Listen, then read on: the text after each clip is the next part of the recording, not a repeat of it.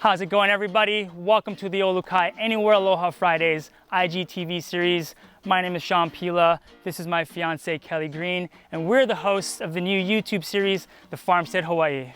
On today's episode, we're gonna be teaching you folks how to build a farm from the ground up. Now, there's a ton of different ways you can go about doing this, but we're gonna show you the steps that we took to turn this overgrown lot into home sweet homestead. It's gonna be a lot of fun. And a lot of hard work. So what do you say? Strap on some boots and let's check it out.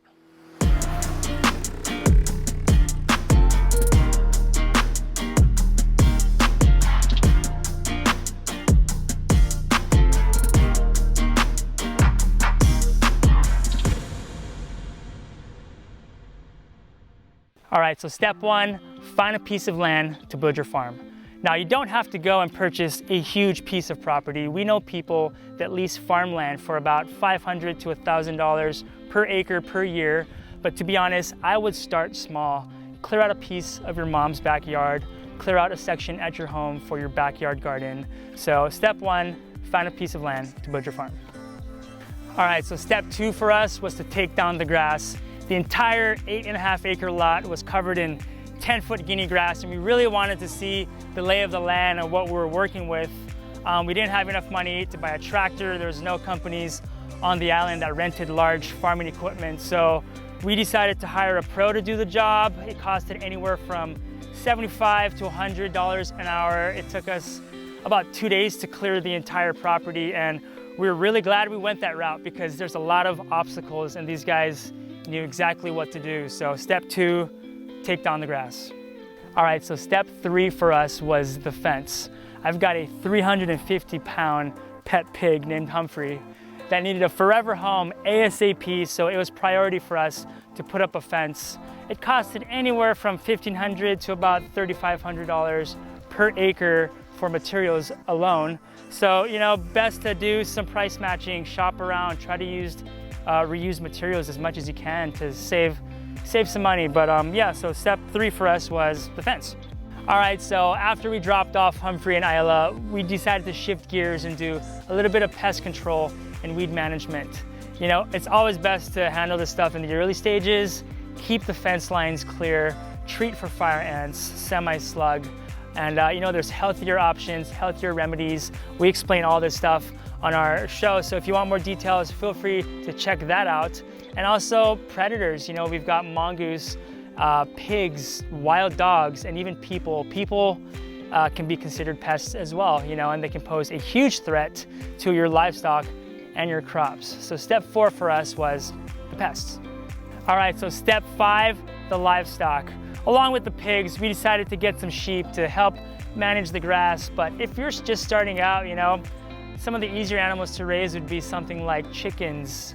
Pigs, I would say, are more on the medium scale. You know, they require a lot of food, a lot of attention, strong fencing.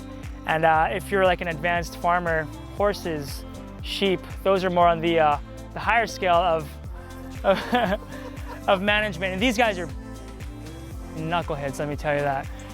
Anyway, step five, the livestock. All right, so step six, the green waste. With a property this big, there's a lot of green waste. You know, we've got rubbish trees that we're taking down, we've got guinea grass that we're cutting, and we're trying to use all of those resources, turning it into wood chips, turning it into mulch, adding that into our compost. You know, we're building soil fertility, pasture health, and trying to use as much as we can here on the property and putting it back into the land. So step six, the green waste. All right, so step seven, the garden beds. Now, this entire field was cleared with the tractor. It's kind of a bigger scale operation, but basically they came in, they took down the grass, they'll come back later, they'll plow the entire field, and you wanna let it sit, let the grass cook, let the roots kind of cook up, come back again later, they'll plow the entire field again just to churn it all up, and then they'll till it, flatten it out, and then when they're ready, they'll create some nice big garden beds. And you know, if you're doing just like a simple DIY backyard project, clear out a little section. You know, you got your hand tools, use a pickaxe, a hoe, make the top of it nice and flat. You want to include the compost and the mulch and everything we were cooking previously into your garden beds. You know, and since we're in Hawaii, the volcanic soil. You need to check your pH levels and get all that stuff right. So nice, big, fat, healthy garden beds. Step 7, the garden beds. So step 8, the crops. Just like the livestock, I would suggest starting small. You know, plant some flowers, plant a little herb garden that's close to the house, something that's easy to water, easy to maintain. Feel the earth and see if you even like getting your hands dirty. For us, the first thing we planted was ki, or the Hawaiian tea leaf. And the tea leaf was a very important plant to the Hawaiian people, used in traditional lei making, cooking Hawaiian meals. They would literally plant tea leaf around the entire property to help fend off bad spirits and just keep the good vibes going. For us, we want to grow mostly native Hawaiian plants. Ulu, or breadfruit, mai'a, or banana, kalo, taro, niu, or coconut, and uala, sweet potato. So step 8, the crops. All right, so step 9, the water source.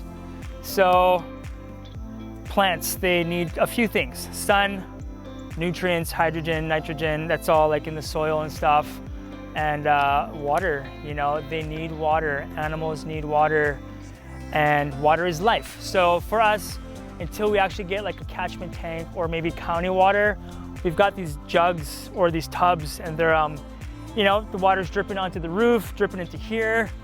I've got clean water here that I use for like watering the plants or washing stuff, washing my hands.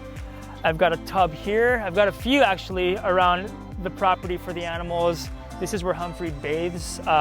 Pigs don't have sweat glands, so they get really hot. And he bathes here. It's actually pretty funny. He kind of just like sits there. And yeah, this is an old water jug transportation thing. I'm gonna cut the top off, put a gutter, and this will be like my main catchment tank until we're actually able to afford, you know, proper water. And yeah, so, and it's also good to see like where the water's coming from on a rainy day. There might be, you know, some floods or some rivers might kind of pop up, and it's always good to know where the water's coming from, how to store it, what to do when there's no rain. And yeah, step 9, the water source. All right, hang in there, folks. We are almost there. Step 10, the infrastructure. Now I'm talking greenhouse, stable for the animals and their feed, storage shed, you know, tools, boots, rain jackets, chicken coop. You know, this thing is actually made with recycled roofing and old pallets.